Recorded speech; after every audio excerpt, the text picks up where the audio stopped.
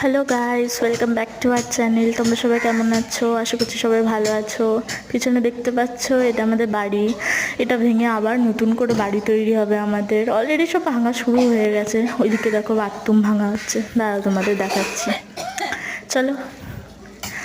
ওই দেখো বাথরুমটা ভাঙা হয়ে গেছে, বাপরে বাপ।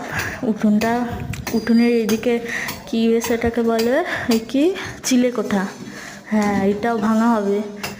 এইদিকের এই চিলেকোঠাটা ভাঙা হবে, তারপর এইদিকে আমাদের বাড়িটা ভাঙা হবে।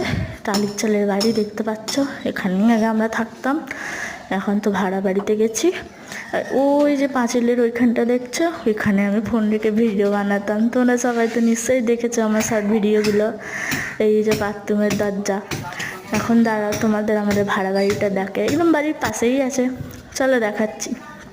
রাস্তায় বড্ড জল জমে, এই বর্ষাকাল আসেনি এখনো, তাই এই অবস্থা। বর্ষাকালে যে কী করবো তার কোনো ঠিকই নেই।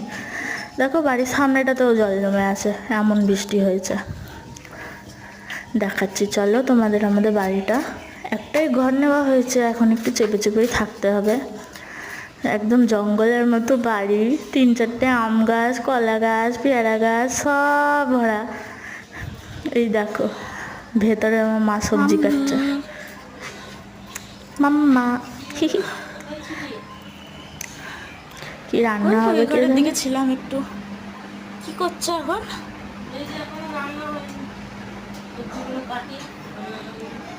খাটের অবস্থা খুব করুন। হ্যাঁ, ব্যাগগুলো খালি করলে না, বই খাতা ছিল যে খালি করতে হবে। দাঁড়া। আর এইদিকে আমাদের রান্নাঘর শিফট করা হয়েছে। রান্নার জায়গাটাও ছোটই হয়ে গেছে, একজন মানুষই কোনো মতে ঢুকে রান্না করতে পারবে।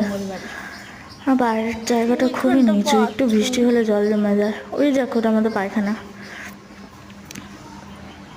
আর কি বলবো, অনেক এখন কষ্ট করেই থাকতে হবে। টাটা।